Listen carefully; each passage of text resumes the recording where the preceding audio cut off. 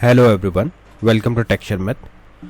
आज के सेशन में हम एंगुलर के क्वेरी से रिलेटेड, क्वेरी पैरम से रिलेटेड एक और इम्पॉर्टेंट टॉपिक कवर करेंगे, जिसमें हम बात करने वाले सॉर्टिंग की, कि कैसे हम जो भी एपीआई से हमने डेटा फेच किया उसको सॉर्ट कर सकते हैं, क्या उसका प्रोसेस है और क्या क्या वैल्यूज़ हमें एक्चुअली में पास करनी होती है एज ए क्वेरी पैरामीटर, जिसकी हेल्प से हम वो सॉर्ट कर सकते हैं।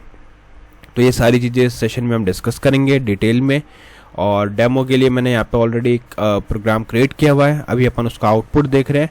तो पहले मैं आपको आउटपुट दिखाता हूँ। यहाँ पे लिखा हुआ है एंगुलर कोर्स बाय टेक्सचर में, फिर एक मेन हेडिंग है हमारी सॉर्टिंग वाया क्वेरी पैरम्स, फिर दो हॉरिजॉन्टल रोज के बीच में दो बटन्स हैं हमारे पास, एक है असेंडिंग सॉर्टिंग के लिए और दूसरा है डिसेंडिंग सॉर्टिंग के लिए। ठीक है, अब जैसे ही यूजर असेंडिंग सॉर्टिंग पर क्लिक करेगा तो देखो ये जो भी नेम्स थे अब वो असेंडिंग ऑर्डर में, मतलब A to Z में सॉर्ट हो चुके हैं। सिमिलरली अगर यूजर डिसेंडिंग पे क्लिक करेगा तो हमारा Z to A में, मतलब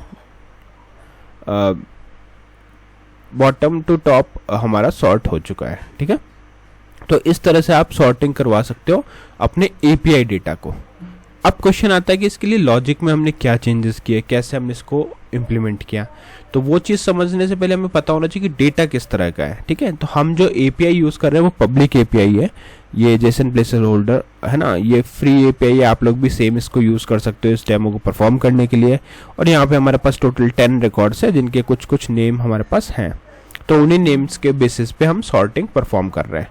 तो यूआरएल आपको पता चल गया एपीआई का कौन सा हम यूज़ करने वाले हैं, और हमारा एजेंडा पता चल गया कि हम सॉर्टिंग करने वाले हैं क्वेरी पैरम से। बट ये सब शुरू करने से पहले जस्ट मेरा एक रिकमेंडेशन है कि अगर अभी तक आप लोगों ने पहले वाले सेशंस नहीं देखे हैं तो आप पहले उनको देख लो, क्योंकि जो पूरी प्लेलिस्ट है एक प्रॉपर सीक्वेंस और सिंक में है। तो अगर आप उसको सीक्वेंशियली फॉलो करोगे तो और भी ज़्यादा ईजी रहेगा आप लोगों के लिए ऑन गोइंग टॉपिक को समझना और उसको इम्प्लीमेंट करना, क्योंकि अभी के लिए हमारी मेन प्रायोरिटी यही है कि कैसे हम क्वेरी पैरम्स की हेल्प से डेटा को सॉर्ट करें।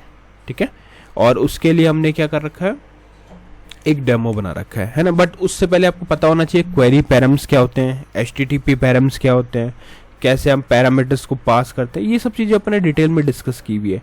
तो अगर आपको इसका आइडिया होगा ना तो आप बहुत ईजी वे में चीज़ों को इम्प्लीमेंट कर पाओगे। तो उसके लिए आप लोग क्या कर सकते हो, टेक्सचर में डिजिटल कोर्स बुक को भी रेफर कर सकते हो, जो फ्रीली अवेलेबल मिलेगा आपको डिस्क्रिप्शन बॉक्स में। वहाँ पे आपको थाउजेंड्स ऑफ सेशंस मिलेंगे जो हिंदी और इंग्लिश दोनों लैंग्वेजेस में अवेलेबल है। तो जैसी भी आपकी लैंग्वेज प्रेफरेंस हो उस बेसिस पे आप अपना कंटेंट कंज्यूम कर सकते हो। और अगर आपको वहाँ कोई भी क्वेरी या क्वेश्चन आता है तो डायरेक्टली मुझसे कमेंट सेक्शन में पूछ भी सकते हो। ठीक है, ऑलराइट। तो अब देखते हैं अपना पूरा कोड डिटेल में। तो ये कुछ हमने यहाँ पे सोर्स कोड ऑलरेडी एग्जीक्यूट करा हुआ है, तो इसको एक बार मैं क्लोज करता हूँ और सारी चीज़ें स्टेप बाय स्टेप समझते हैं। तो सबसे पहले तो हमें कॉन्फ़िगरेशन करना होता है app.config.ts फाइल में, यानी टाइपस्क्रिप्ट फाइल में। अब यहाँ पे हमने क्या कॉन्फ़िगरेशन किया, हमने ऐड किया यहाँ पे प्रोवाइड HTTP क्लाइंट। ये प्रोवाइड HTTP क्लाइंट, और यहाँ पे ये लाइन जैसे आप मेंशन करते हो तो ये क्या करता है, रजिस्टर करता है हमारे एपीआई को अपने एप्लीकेशन के अंदर। मतलब अब इसके ऐड करने के बाद में आप अपने एप्लीकेशन के अंदर एपीआई कॉल कर सकते हो। अगर आपने ये लाइन मेंशन नहीं की, इसको रजिस्टर नहीं किया, तो आप एपीआई को कॉल नहीं कर पाओगे।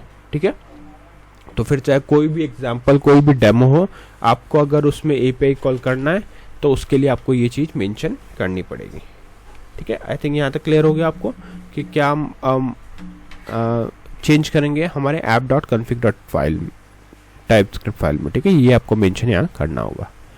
नेक्स्ट आता है कंपोनेंट। अब हमें पता है कि हम एपीआई का जो भी लॉजिक लिख रहे हैं वो अभी डेमो के लिए कंपोनेंट में लिख रहे हैं, ऑल्दो उसका सर्विस भी होता है जैसे अपन ने पहले देखा था, बट यहाँ पे अभी हम डेमो के लिए comp1 में लिख रहे हैं। तो कंपोनेंट 1 बनता कैसे है, उसके लिए आपको एक कमांड रन करनी है, ng angular g generate c component 1 और एंटर। तो जैसे ही आप यहाँ एंटर करोगे तो आपका ऑटोमेटिकली कंपोनेंट क्रिएट हो जाएगा comp1 नेम से, जिसमें 4 फाइल्स हैं, css, html, spec.ts और component.ts। इन 4 फाइल्स में से हम जो यूज़ करने वाले हैं सबसे पहले वो है component.ts। तो उसके लिए आपको क्या करना पड़ेगा, इस सेलेक्टर का नेम कॉपी करना है। ठीक है, बाकी कोड में आपको एक्सप्लेन करूंगा हमने क्या लिखा है, बट सबसे पहले आपको app.com1 सेलेक्टर की वैल्यू को कॉपी करना है, क्योंकि इसी सेलेक्टर की वैल्यू से हम अपने ऐप कंपोनेंट यानी मेन एप्लीकेशन से अपने एप्लीकेशन को कनेक्ट करेंगे comp1 के साथ में, ठीक है। बाकी तो ये क्लास आपकी एम्प्टी होगी तो वो अपन देखेंगे कि कैसे हमने ये लॉजिक लिखा, बट अभी के लिए सिर्फ इतना आपको देखना है कि सेलेक्टर आपका जो भी कंपोनेंट बना है उसका सेलेक्टर वैल्यू क्या है वो हमें वहाँ से कॉपी करनी है। फिर हम जाएंगे app.component.ts फाइल पे, यहाँ पे इंपोर्ट कर लेंगे हमारे कंपोनेंट के नेम को जो है comp1 कंपोनेंट। ये वो नहीं है जो हमने कॉपी किया, ये कंपोनेंट का नेम है comp1 कंपोनेंट, यहाँ हमने इंपोर्ट कर दिया, ठीक है। फिर हम जाएंगे app.component.html फाइल पे, यहाँ जो भी आपको रिक्वायर्ड हेडिंग है वो आप पुट करोगे, जैसे angular codes by texture math sorting via query params, एक हॉरिजॉन्टल रो है, उसके बाद में ऐप comp1 है, ठीक है। तो ऐप comp1 मतलब हमारी जो वैल्यू हमने कॉपी की थी वो हम यहाँ पे यूज़ कर रहे हैं। तो ये क्या करेगा, आपके comp1 कंपोनेंट को इस एप्लीकेशन से अटैच कर देगा। तो जब भी अब आप उसको यूज़ करना चाहोगे आप यूज़ कर सकते हो, ठीक है। अब बचता है मेन हमारा लॉजिक API से रिलेटेड, तो उसके लिए चलेंगे हम comp1 component.ts फाइल पे। यहाँ आप देख रहे हो पहले हमने कुछ चीज़ें इंपोर्ट की है, जैसे common module, HTTP client, HTTP params, ठीक है। ये सब चीज़ें हमने ऑलरेडी यहाँ पे इंपोर्ट कर रखी है। उसके बाद में हम क्या कर रहे हैं, यहाँ पे हमारी जो एम्प्टी क्लास थी उसके अंदर हमने लॉजिक लिखना स्टार्ट किया।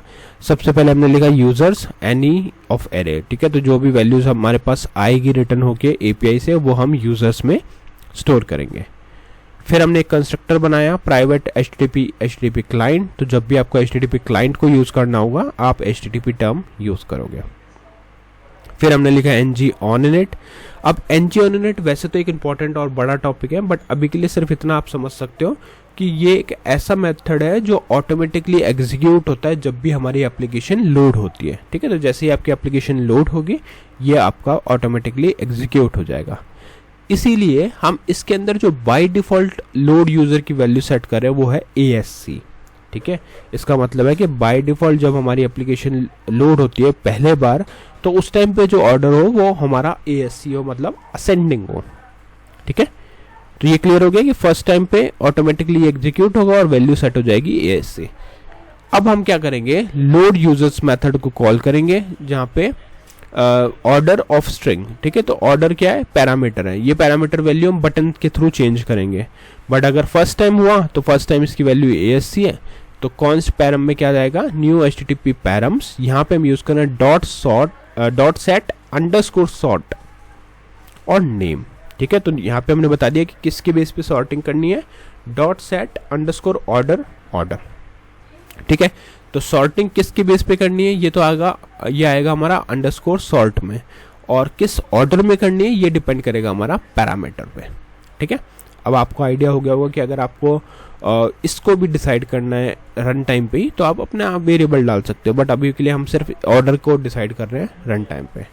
तो हम यहाँ चेक करेंगे this.http.get any URL आ गया, पैरम्स आ गया। तो जो भी पैरम्स हमारे यहाँ पे थे वो स्टोर हो जाएंगे इसमें।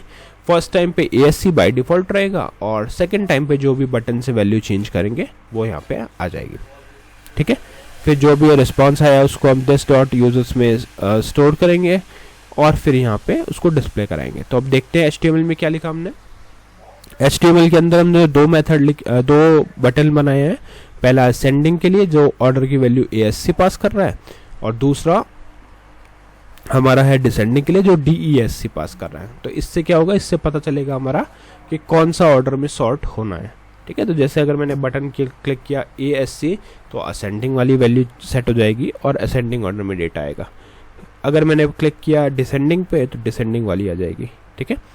और फिर हमारे पास है एक फॉर लूप जिसके थ्रू हम यूजर्स एरे में से यूज़र को फेच कर रहे हैं 1 by 1 ट्रेड करके, साथ में हम ट्रैक कर रहे हैं यूज़र ID को, जिससे कि हमें पता चलता रहे कि क्या वैल्यूज़ हमारी ऐड हो रही है। और फिर हमने यूज़र.नेम को प्रिंट कर दिया, ठीक है। तो अब इसका एक बार फ्लो मैं आपको वापस से रन करके दिखा देता हूँ जिससे कि क्लैरिटी मिल जाए, ठीक है। तो मैंने यहाँ पे रन किया ng serve -open और रन करने के बाद में आउटपुट कुछ इस तरह से आया। तो देखो फर्स्ट टाइम अभी तक मैंने कोई भी बटन क्लिक नहीं किया तो ऑटोमेटिकली डेटा किस ऑर्डर में है, असेंडिंग ऑर्डर में। क्यों? क्योंकि वहाँ पे हमारा मेथड था और उस मेथड ने वैल्यू ऑटोमेटिकली सेट करी असेंडिंग। अब अगर मैंने यहाँ पे क्लिक किया डिसेंडिंग पे, तो डिसेंडिंग पे क्लिक करने का मतलब क्या हुआ कि डिसेंडिंग में DESC वैल्यू गई, तो यहाँ पे हमारा क्या आ गया, ऑर्डर सेट हो गया DESC, ठीक है। पहले ये था बट उसको अब रिप्लेस कर दिया DESC से, तो आउटपुट आएगा हमारा डिसेंडिंग ऑर्डर में। और अगर मैं फिर से असेंडिंग पर क्लिक करता हूँ तो अब आएगा असेंडिंग, क्योंकि अब ऑर्डर की वैल्यू हो गई ASC। ठीक है, तो इस तरह से आप इजीली सॉर्टिंग परफॉर्म कर सकते हो अपने गेट API के साथ में। आई होप आज का ये पूरा सेशन क्लियर हुआ होगा। नेक्स्ट सेशन में हम बाकी टॉपिक डिस्कस करेंगे। So thank you for